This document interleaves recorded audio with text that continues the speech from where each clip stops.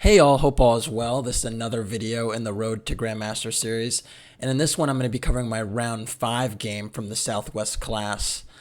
If you followed the event thus far, you know I just lost a tough game against Grandmaster Camille Dragoon. Wow, I have a hard time pronouncing that one. And I kind of was thoroughly outplayed opening, middle game, and end game, although I did have drawing chances throughout. So I was looking to recover in this one, and I actually was playing up again against another pretty formidable international master named Kacper Drozdowski.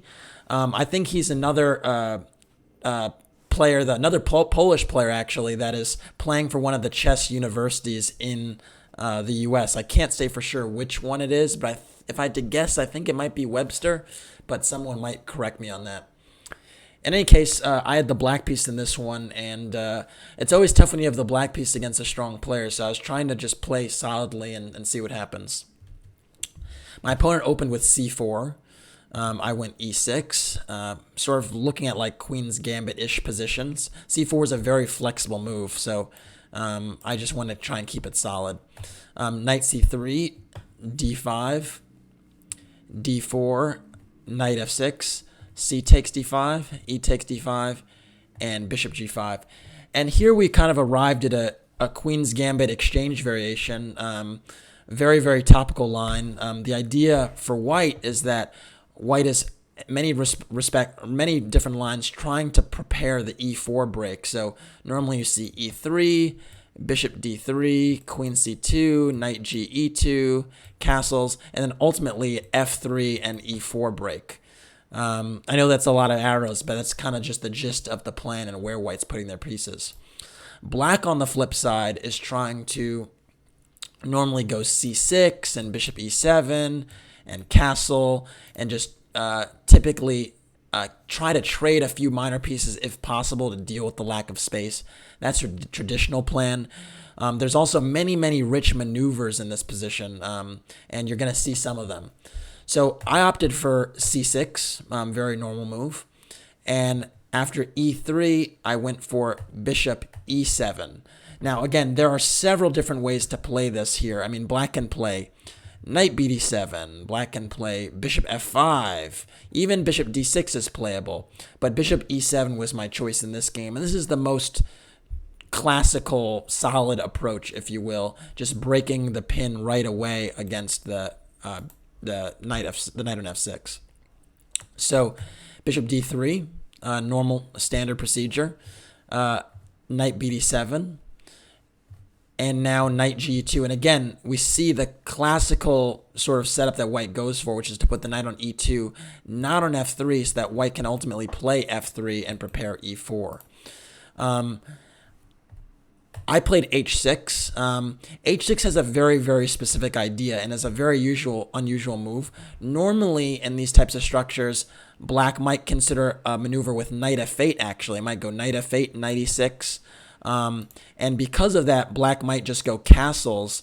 And sometimes you see something like castles, rook e8, queen c2, and knight f8. And the point is that you don't actually play h6 because instead you want to play g6. And the kind of long-winded idea is that you go like, if they go like rook b1, you go g6, and then b4, and then let's say a6, a4, and knight e6. And the point is that when the bishop drops back, you actually put the knight on g7 so that you could prepare bishop f5, trading your light-squared bishop, which is a lot of times is a problem piece for black in these setups.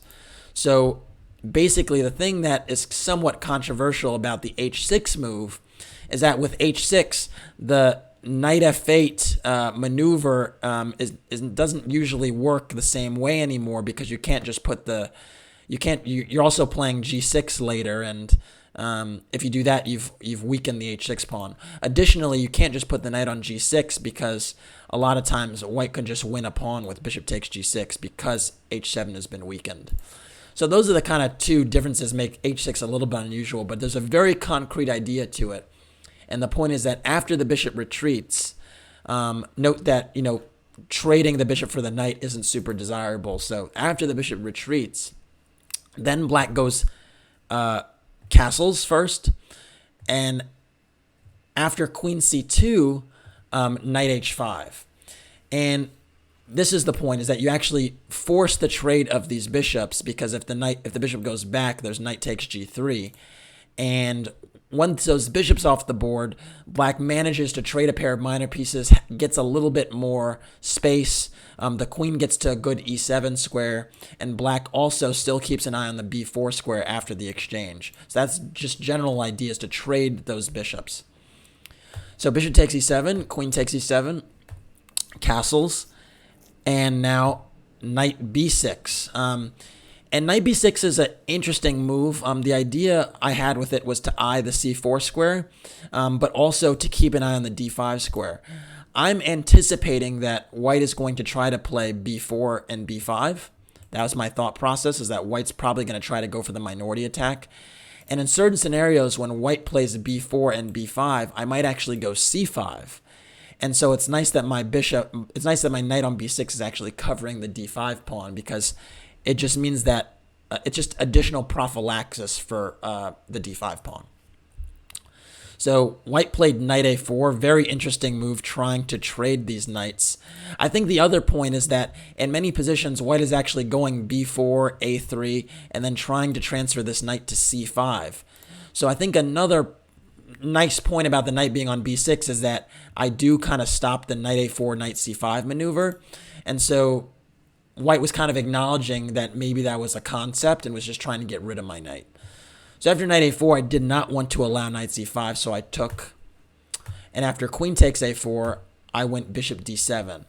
And I thought here I'd actually was pretty close to equalizing, because normally when you trade a few pairs of minor pieces in these systems where you lack a little bit of space, you wind up alleviating some of the pressure on your position, and your pieces aren't tripping over each other. So I thought I'd done well to get to this point. White went rook a c1, makes sense, getting some eyeing the half-open c-file. And I went knight f6, because now the knight on h5 has pretty much served its purpose. And now queen b3. Queen b3 is a very, very interesting move, and not one I actually expected, kind of needling my pawn on b7 and forcing me to make a somewhat unpleasant decision. Because there are a few ways I could deal with it. One, I could not move the b pawn and defend it some way. One way I can consider doing that is going like rook fb8. But if I do that, my rooks are kind of passive here. Another way I could defend the pawn is maybe going bishop e6. But if I go bishop e6, defending the pawn horizontally, white does have the opportunity to go knight f4 and challenge my bishop on e6, and maybe that's an exchange that white would prefer. So that's another option. Another way I could defend the pawn on b7 is to go rook a b8. But in that situation, maybe white would turn around and go queen a4 and target my a7 pawn. So it's just a tough decisions. And the last thing is I could also go b6. But if I go b6, I weaken some of the light squares around my queen side, in particular the c6 pawn. So this pawn chain becomes a little bit compromised if I push the b pawn. I landed on rook a b8 because I thought, you know what, I wasn't totally sure I wanted to compromise my pawn structure just yet, so I decided to try and keep things solid. And now white played queen c3. Very interesting needling move, if you will. And I kind of got a sense of the concept. I thought that white was trying to play queen c5, point being that on c5, he's actually targeting my a7 pawn and my queen. And, some of these queen trades might be a little bit tricky. For instance, if I play like rook fc8, queen c5, not queen c4, queen c5, if you imagine queen takes c5, white has two attractive ways to capture, but one of them might just be d takes c5. And then even though this position might be relatively equal, the knight coming to d4 is just a beautiful, beautiful square where it's unassailable and just puts a lot of pressure on my position and supports the ultimate eventual b4 and a4 and b5 push. So I was kind of wary of these types of endgames because it just seems like white has a lot of control over the important dark squares, and that this kind of bind could be a really unpleasant long-term pressure. So I decided, you know what? Yeah, queen c5 is an idea. I don't want to allow it, so I actually played b6. And white got something that they wanted. They managed to, force a weakness, if you will, on my queen side. And now it's something that I have to deal with and defend. So I think white was kind of happy here, even though the position is still not anything serious.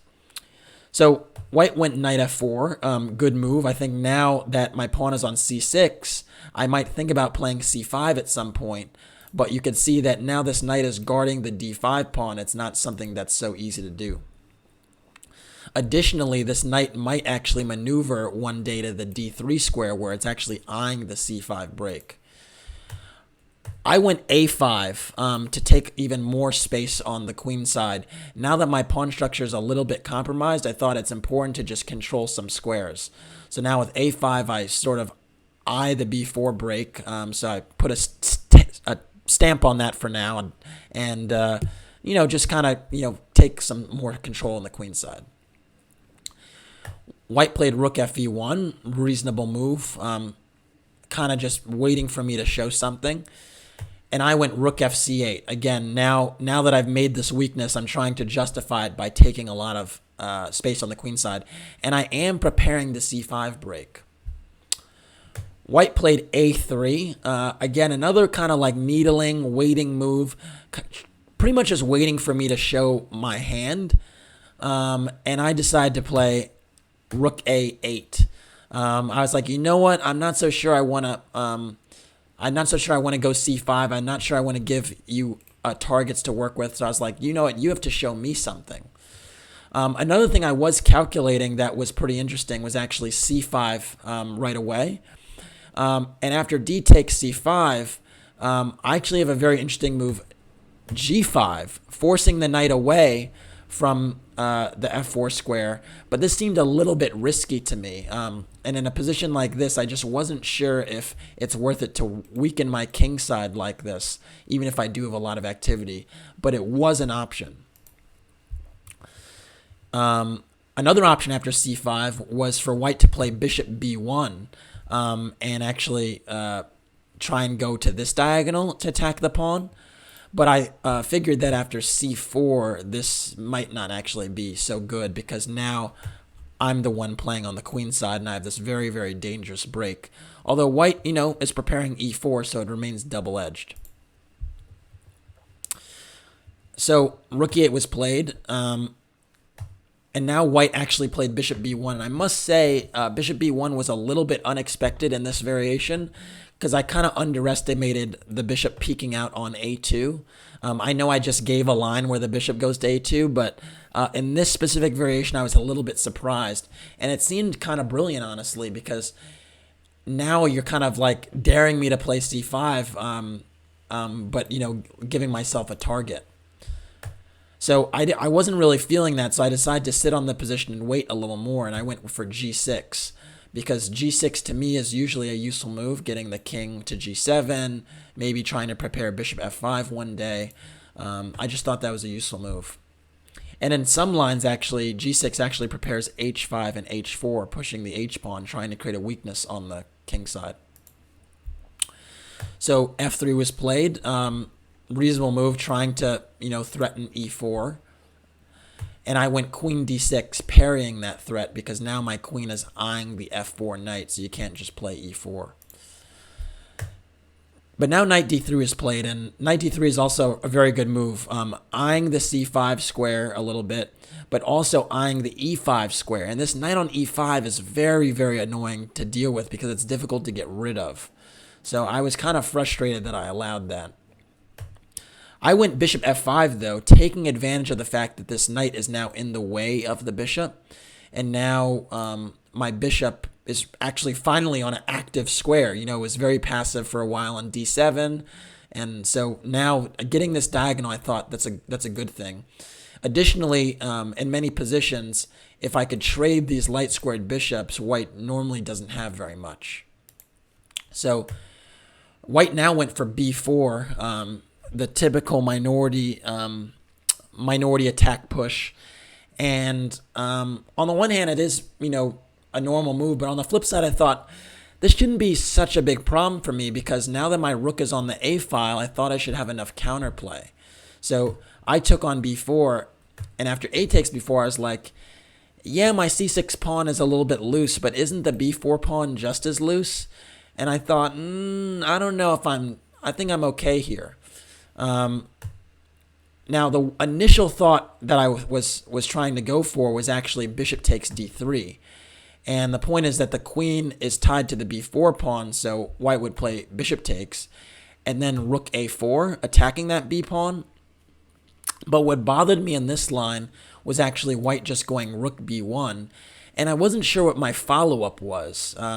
It seemed that I could go rook a8 and try to go rook a3, but I was unsure whether this like really brought me anything, specifically because if rook fa8, I thought maybe rook c1 would be annoying, just putting more pressure on my c pawn, and if rook a3, maybe rook b3, and I just couldn't evaluate this type of position. I was thinking that maybe white would have enough pressure here. But in hindsight, this position is definitely totally fine for black, because now that f3 has been played, the e3 pawn is totally loose. So I have enough counterplay connected with rook e8 or queen e6, and as long as my queen is on d6, actually, I'm just eyeing the b4 pawn. So really not a position I should have been afraid of or avoided, and I think that was kind of just a poor misjudgment, poor handling of the position that I didn't go for this. Instead, I decided to keep the bishop on for a little while, and I played h5. And h5 is a move you normally want to play in this structure, because you want to try and push the h pawn and create some type of weakness on the king side. So with h5, I was actually kind of getting a little bit ambitious, thinking that I might be able to create something here.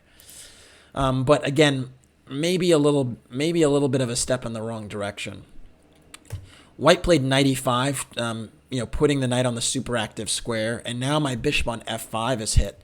So I played bishop takes b1, and rook takes b1, and here we've pretty much arrived at the critical position, because this knight on e5 is actually a very, very annoying piece. It's eyeing c6, it's sometimes eyeing the king side pawns, and it's kind of stymieing any counterplay that I would have had on this e3 pawn. So very, very annoying piece. At the same time, my knight on f6 is really lacking squares. I can't really go to e4, can't really go to g4. It's just not very active. So I really should think about, trying to exchange these knights.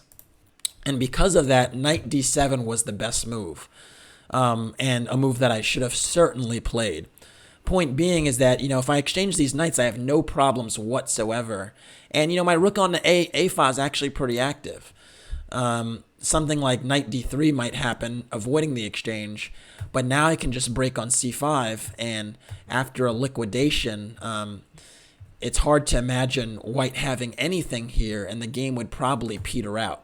Again, trading these pieces is absolutely fine for me, and I'm pretty active here. So this white would need to secure the second rank to get a draw.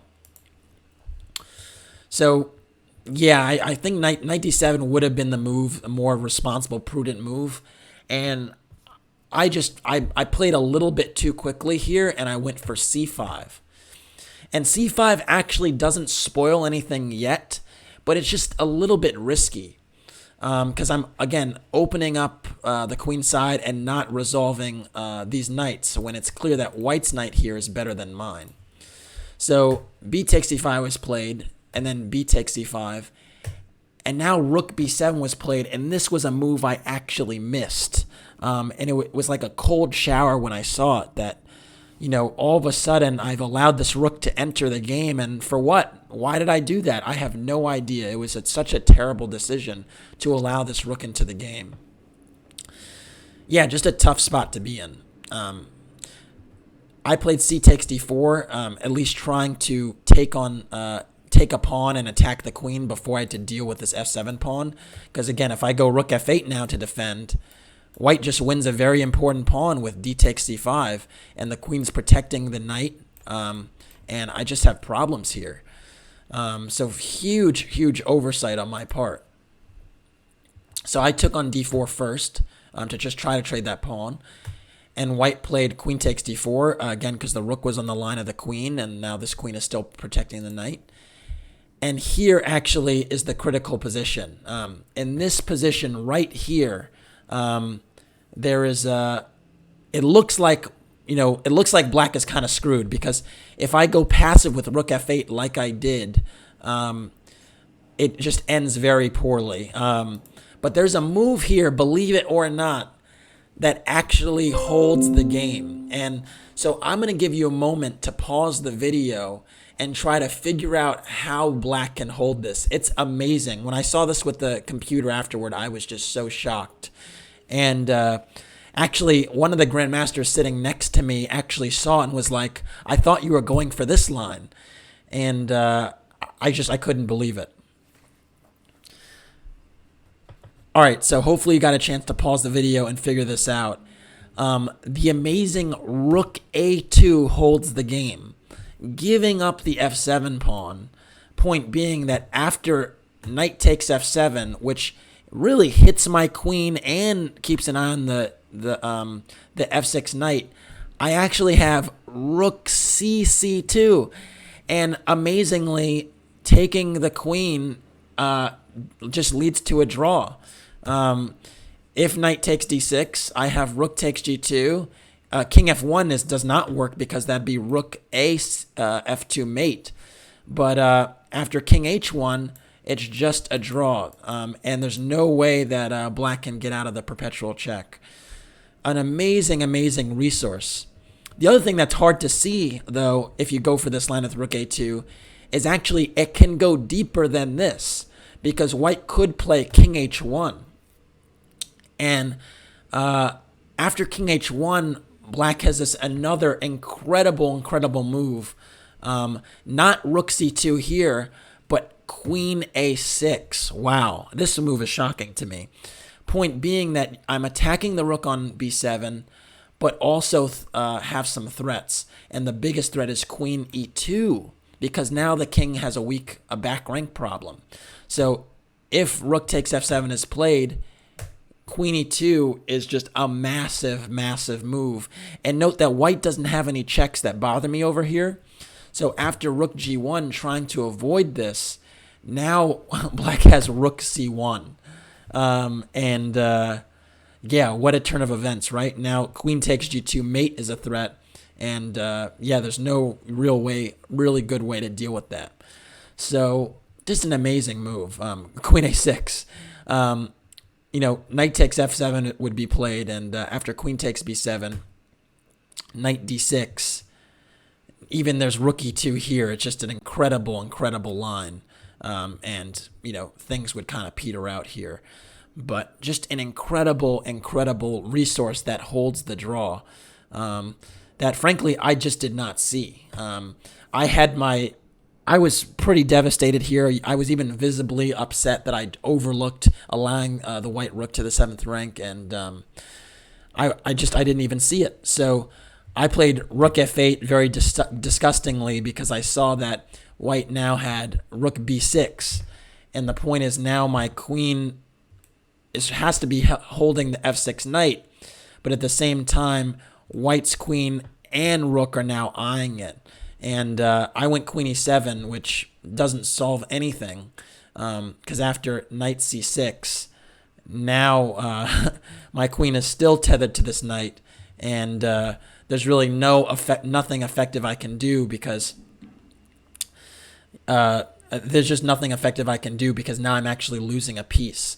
If I move my queen up to protect, white has a move like knight b4, and just winning this knight for nothing because the rook and the queen are on it. So after knight c6, I actually resigned. Very disappointing game. I could not tell you how disappointing it is. Not just because it was losing 2 in a row, but also because I had a totally playable position the whole game and had done all the right things to trade pieces and equalize, and then I just made a very careless blunder, opening up the position, just a move too early in my opinion. And then even after I opened the position and allowed the rook to the 7th rank, there's this tactical saving grace which I miss. And, you know, if you've watched some of these videos, you know the tactics I have missed quite a bit, and I have to improve that. So, very frustrating. But this was only the 5th round, and there were 4 rounds to go. So, I figured, you know what, I have to, you know, just pick myself up and try to show something in the rest of the games.